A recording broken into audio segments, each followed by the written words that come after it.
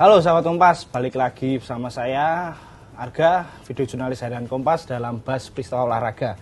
Nah, pada kesempatan kali ini saya sudah bersama Masan, wartawan olahraga harian Kompas, tentunya membahas yang baru saja semalam main nih Mas. Oke. Apalagi kalau bukan timnas U20 Indonesia yang berlaga di AFC Asian Cup U20 ya. Betul. Nah, kan kita lihat dari 3 match ini Indonesia hanya berhasil mengumpulkan 1 poin ya. 1 poin, betul. 1 poin dari 3 match dengan total 2 kekalahan dan 1 hasil imbang. Nah, secara keseluruhan performa timnas ini gimana ini Mas? Ya, ini kalau di rating 1 sampai 10. Ya 2 lah ini sebenarnya ya. 2. Gue melihat ini 2. Kenapa? Karena 1 hasil nggak sesuai gitu dengan ekspektasi dan juga dengan program persiapan yang sudah dicanangkan. Gitu training center itu ya. Training camp yang cukup panjang karena dimulai dari Mei 2024. Pemanggilan jadi Indra Safri itu kan ditunjuk Desember 2023. Iya. Terus awal 2024 mulai seleksi pemain segala macam yang sebenarnya kerangka utama timnya itu dari tim U17 di Piala Dunia U17 2022 sebenarnya. Oh iya. Ini yang jadi main di Indonesia ya. Di Indonesia yang diasuh sama Bima Sakti dan Bima Saktinya pun masuk dalam susunan staf pelatih Safri kan. Jadi emang ini tim yang sudah cukup lama dan sebenarnya kalau untuk mencari progres di Piala Asia targetnya yang jangka waktunya kurang lebih 1 tahun lebih lah. Iya. Itu sudah cukup sebenarnya karena kita tahu Piala Asia U20 atau Piala Asia tingkatan umur kan per 2 tahun sekali gitu kan. Jadi emang proses persiapan ya paling maksimal memang 1 tahun gitu kan. Iya. Apalagi ini tim udah punya pengalaman di level dunia bahkan Piala Dunia U17 itu pertama kali kita main. Jadi dengan pengalaman itu plus ditambah TC yang panjang, sempat latihan di tim Primaveranya Como di Italia Mei Juni 2024, lanjut habis itu main di Tolung di Prancis. Habis itu juga ada turnamen juga di Seoul. Iya, bahkan Korea, sampai gitu mengadakan turnamen sendiri betul. Bahkan kemarin September setelah memastikan tempat di putaran final Piala Asia U20, TC di TC di Jepang. Di Jepang ya. Yang itu juga salah satunya juga sempat main di J Village, salah satu tempat yang jadi tempat pemusatan latihan tim junior Jepang. Jadi emang secara program latihan, uji coba, bahkan fasilitas uji coba tuh udah yang paling terbaik yang bisa dilakukan PSSI. Bahkan nih tim ini bisa dikatakan tim U20 dengan persiapan paling matang mungkin dalam 1-2 dekade terakhir. Bahkan ketimbang U20 zaman Sinteyong juga secara pola training harusnya hasilnya bisa lebih baik ya. Harusnya bisa lebih baik gitu. Kita melihat ini dan target lah misalkan Coach Indra berhasil juara Piala AFF U19 tahun lalu. Lolos juga ke Piala Asia lewat jalur kualifikasi. Tapi kita harus melihat di sini, harus fair juga kita melihat bahwa lawan-lawan kita di 2 turnamen sebelumnya itu levelnya masih bisa dikatakan setara bahkan di bawah kita. Di bawah, ya. Contohnya di Piala AFF kita bisa menang lawan tim yang notabene di bawah kita seperti di Kamboja, Filipina, Timor Leste di fase grup. Kita ngalahin Malaysia dan Thailand di semifinal dan final. Dan itu pun hanya skor tipis 1-0 gitu kan. Jadi level ASEAN lah kita lolos gitu kan. Terus main September tahun lalu selisih itu kurang lebih 3 bulan dari Piala AFF. Kita ketemu Maladewa, terus ketemu lagi Timor Leste saat itu plus ketemu Yaman. Hasilnya kita menang Maladewa sama Timor Leste, kemudian seri lawan Yaman gitu kan. Terus akhirnya 5 bulan berselang kemarin kita menyaksikan sendiri timnas kalah babak belur. Nggak cuma kalah tapi ini babak belur gitu kan. Melawan Iran 3-0, 3-1 lawan Uzbek dan juga lawan Yaman. Ini kalau bisa dikatakan dari 3 game ini plus 1 lawan Yaman. Jadi dari 3 turnamen yang diikuti tim U20 besutan Indra Safri ini, mereka itu melawan tim level Asia tuh nggak pernah menang. Lawan Yaman seri 2 kali, lawan Iran Uzbek kalah gitu kan dengan kebobolan 3 gol. Jadi ini menandakan bahwa tim ini nggak ada progresnya. Sorry itu kita mengatakan itu karena secara adil kita melihat dengan program, dengan banyak dana yang dikeluarkan gitu kan, bahkan nggak mendatangkan tim-tim Jordan dan Suriah ke sini gitu Indonesia kan untuk lawan turnamen U20 Challenge kemarin di Sidoarjo bulan Januari. Itu menandakan ini juga sangat besar nih programnya dan dananya juga sangat besar, tapi apa yang terjadi kita melihat bahwa tim ini masih melakukan kesalahan mendasar gitu kan. 6 gol yang bersarang melawan Iran dan Uzbek itu diawali 5-nya dari umpan silang dan 1 gol keduanya Uzbek memang itu kesalahan mendasar. Kita juga sebenarnya fokus di babak awal gitu. Kalau dilihat secara fisik sebenarnya pemain Indonesia secara tinggi ya terutama ya itu nggak lebih pendek, bahkan lebih tinggi juga dari beberapa pemain Uzbek ataupun pemain Iran. Karena kita tahu di dalam program usia dini gitu kan di Indonesia untuk pembentukan tim U17 dan U20 itu ada posturnya. Ada batasan postur pemain, misalkan U17 itu minimal untuk pemain depan misalkan 175. Itu memang dicari itu. Jadi ketika mereka bermain di level Asia atau internasional lainnya itu memang tingginya nggak terlalu beda jauh.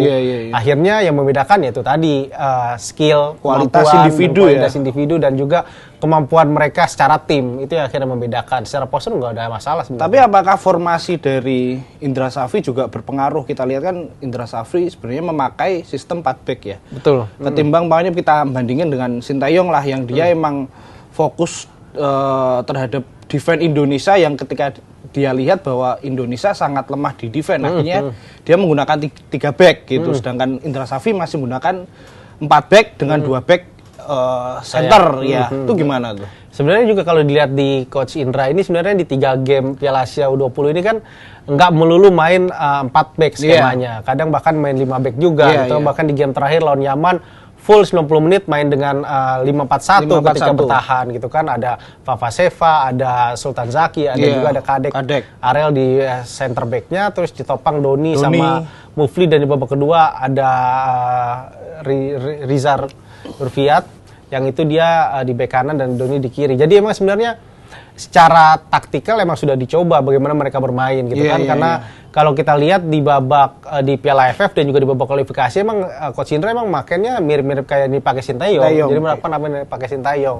Dan bedanya yang tidak terlihat di Piala Asia ini, di turnamen sebelumnya itu Kadek tuh kan selalu menjadi sisi center dari 3 back ini, dan ketika proses transisi positif Kadek akan menjadi extra midfielder, jadi extra pivot di tengah. Itu yang membantu nanti 3 gelandang, 2-nya lagi bisa fokus menyerang dan 1 ada Kadek di belakang. Jadi ini sebenarnya yang tidak terlihat di Piala Asia ini. Memang kita tahu lawan jelas lebih kuat gitu kan, jadi memang perlu ada beberapa penyesuaian, tapi melihat kita akhirnya di sini menyesuaikan dengan kondisi lawan itu menunjukkan juga bahwa tim ini tampil di Asia, di level Asia dengan target besar Piala Dunia, tidak dengan kemampuan terbaik, bahkan tidak dengan susunan skema permainan yang sebenarnya udah mereka rancang dari tahun lalu. Oke. Berarti ada sebenarnya ketika TC berbulan-bulan itu sebenarnya Indra Safri udah membuat pakem skema pemain yang udah dia siapkan ya sebenarnya. Tapi ketika main di major turnamen ini strategi yang disiapkan itu berubah atau lebih ke adaptasi Indra Safri sendiri. Jadi emang gue melihat di sini emang karena melihat dari lawan, akhirnya Coach Indra mencoba beradaptasi itu sendiri, kebutuhan lihat timnya, kebutuhan juga menghadapi lawannya gitu kan. Tapi akhirnya yang terjadi, kita justru di sini secara taktikal kita nggak terlalu kalah. Secara bagaimana kita menerapkan pola formasi. Ujung-ujungnya itu kita kalah justru lewat detail-detail kecil, kesalahan-kesalahan mendasar yang memang ini tidak bisa dihapus dengan tesis jangka panjang. Melihatnya. Ini kesalahan mendasar seperti kemampuan crossing, organisasi permainan. Kemampuan dasar para pemain ini yang sebetulnya masih belum diasah oleh Indra Safri. Nah, sebenarnya bukan kita nggak fair juga kalau ini membuat Coach Indra harus tanggung jawab. Kenapa? Karena apa yang U20, jadi gini, pemain U20 ini kan sebenarnya kalau di era modern sekarang itu kan mereka sebenarnya udah pemain yang sudah seharusnya layak di level profesional. Mereka bermain di kompetisi lokal atau di klub masing-masing.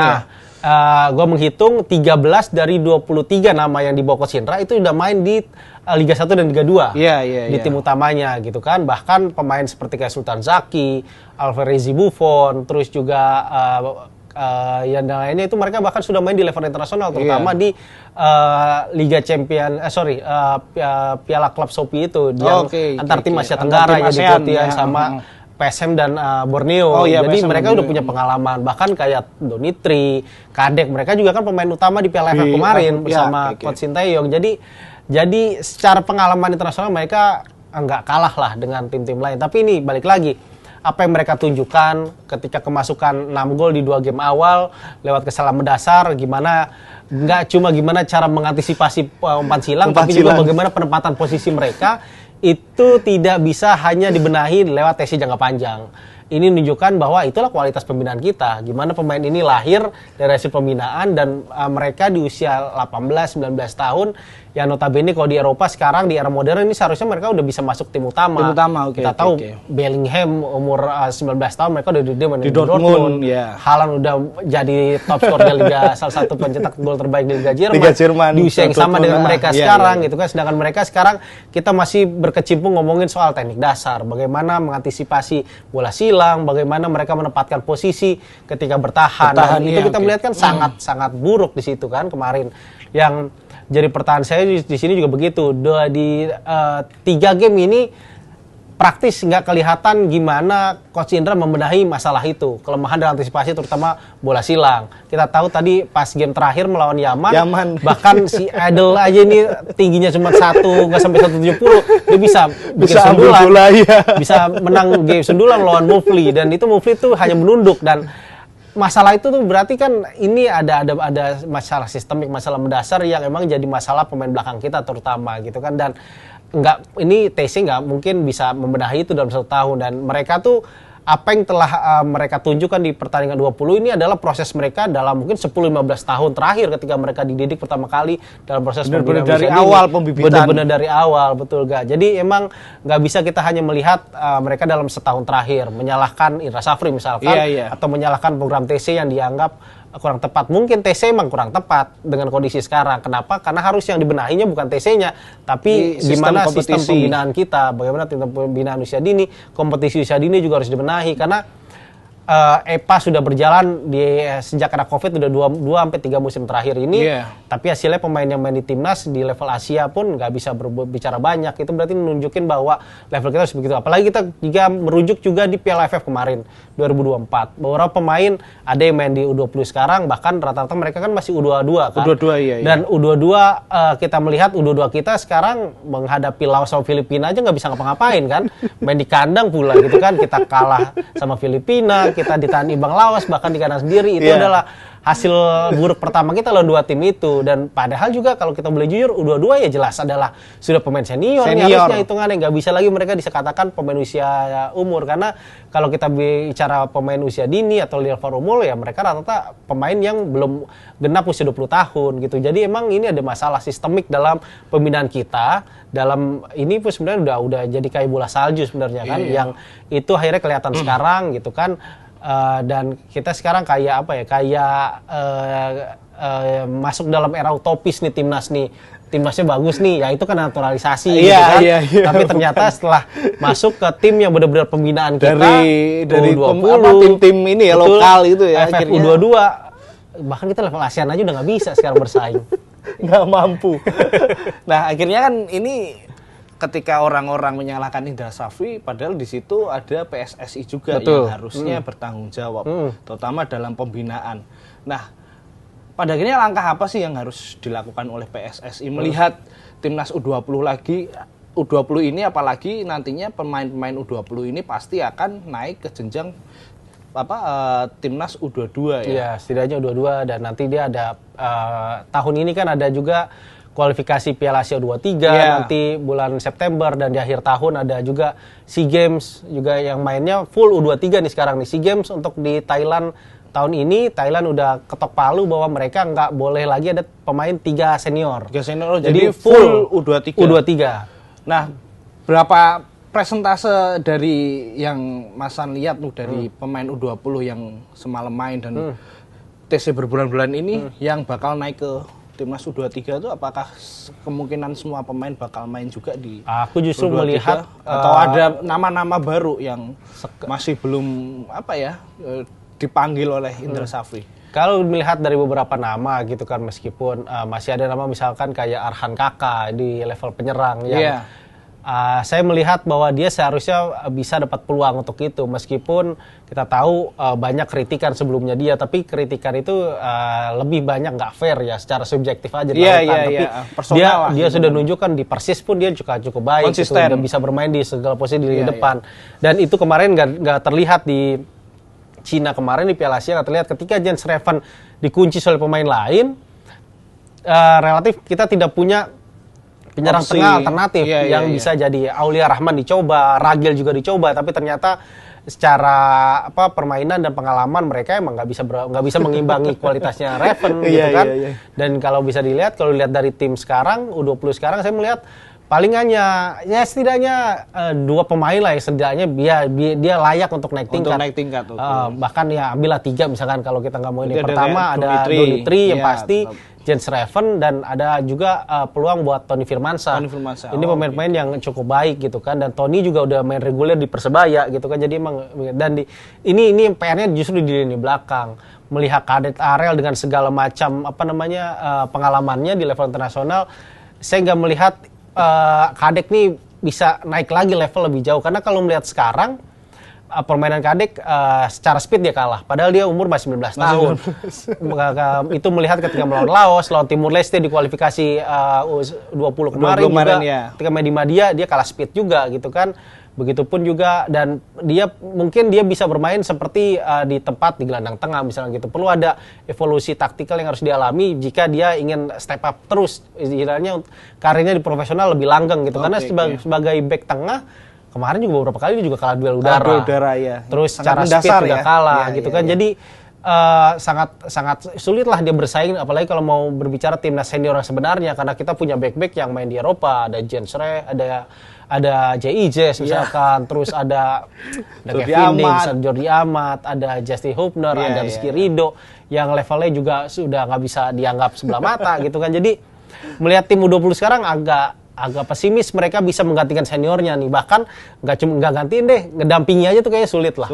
Nah, berarti setelah kompetisi ini selesai, timnas U20 ini pemain-pemain dikembalikan ke klub? Jelas dikembalikan ke klub. Berarti dibubarkan dulu nih, dibubarkan. Mas? Jadi seperti kita tahu bahwa dalam setiap usia dini itu puncaknya itu kan kalau di level Asia, Piala Asia. Jadi setelah Piala Asia mereka akan dibubarin, nanti akan dibikin U20 baru lagi buat TC Piala Asia 2027 nanti. Berikutnya gitu. Jadi pelatih pun juga kan selama ini selalu silih berganti gitu kan. Kemungkinan Indra Safri memang tidak akan lanjut gitu, tapi emang Indra Safri kan Coach Indra emang targetnya cuma sampai Piala Asia. Kontraknya berarti ya. Kalaupun lolos Piala Dunia lanjut terus gitu kan. Ibaratnya mau bersamai tim ini terus deh gitu kan, sampai target misalkan kemarin lolos Piala Dunia, tapi kalau ini cuma sampai Piala Asia ya udah, mungkin nanti akan ada pelatih baru untuk U20 untuk persiapan menuju Piala Asia 2027 nanti. Berarti kemungkinan siapa Mas pengganti Indra Safri nanti? Kalau dilihat dari susunan sekarang, Coach Kurniawan lah punya peluang itu gitu kan, karena Kurniawan juga satu kemungkinan besar juga jadi salah satu nama yang bakal mendampingi timnas senior, salah satu timnya Patrick Kluivert itu dengan kemampuannya dia udah pernah ngelatih di Como gitu kan, bahkan jadi anggota staf pelatih untuk tim Primaveranya kan, tim mudanya. Jadi udah terbiasa bermain dengan pemain muda. Plus juga Coach Kurniawan juga sudah 2 musim kan sempat ngelatih juga senior di Sabah FC yang dia termasuk bawa Sadil ke Malaysia.